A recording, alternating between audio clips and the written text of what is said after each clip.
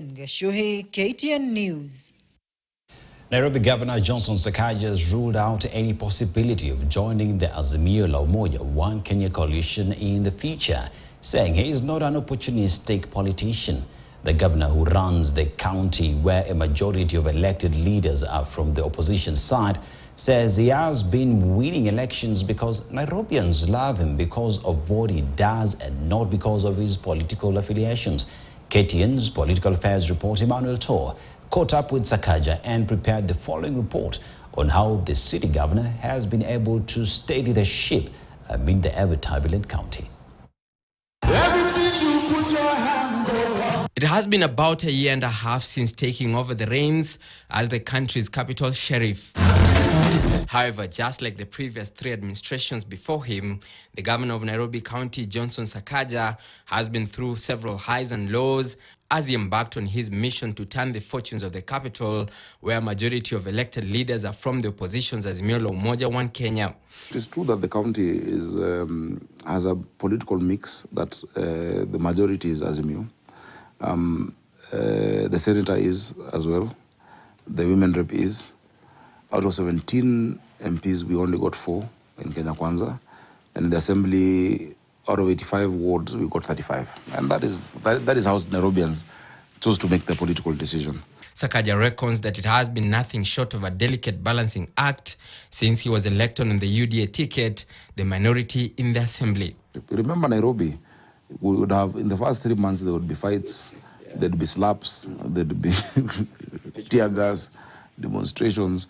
And I think after slightly more than a year, many people are surprised that it's actually calm and things are going on. And just because of the respect that we give to each other. Azimio enjoys the majority of seats of elected members in the county, boasting of the Senate and women rep positions respectively, and a majority of the members of the county assembly. He, however, maintains he will not change tack. When I became senator, Azimio was also the majority in Nairobi.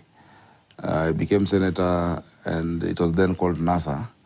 They got more votes at the presidential level. ODM won Jubilee that time. They had more MPs. They had more seats. But I still got votes from their side. And Nairobians, I think, have been able to see me as who I am, not as a political party. And so I don't think it is good for people to make decisions in an opportunistic way. The Nairobi boss has been on record several times calling for sobriety and dialogue in handling political differences, especially during the weekly Azimio demos, a position which rubbed his deputy party boss, Rigathi Gachagua, the wrong way, with some terming him an Azimio sympathizer. Sakaja, who has recently survived a simmering impeachment motion in the county assembly, also defended his Dishina County program that has been a subject of contention in and out of court since its inception. There'll always be naysayers, no matter what you do. You know, even Jesus had naysayers. There's nothing you'll do that everyone agrees with. Yeah. You know, if today we say, let's give everyone $1 million, there'll be riots saying, no, why is not 1.5? And how will you choose who to give? So, I mean, there are those who took us to court against this program. They've not had a success there. This program is transformative. You know, all indicators, even economic indicators of the child's brain, mental development, and the role that nutrition has in it.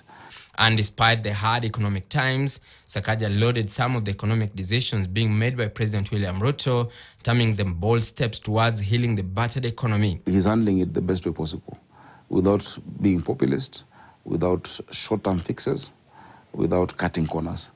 And the problem, we are where we are because of being populist and taking shortcuts in dealing with the cost of living. With 2024 inching closer, Sakaja says he remains on top of things and is keen to see some of the development projects come to fruition for Nairobians. For 2024, my first priority is to ensure the successful transmission of the water, 140 million litres. That is a priority for early in the year. We have ambitious targets to complete our markets, to complete now another 7 kitchens in our schools. Nairobi County has been dogged by incessant water shortage, poor infrastructure, and garbage collection menace, among other issues that he remains confident of solving. Emmanuel Tor, KTN News, Nairobi. Thank you, Emmanuel, for that report now.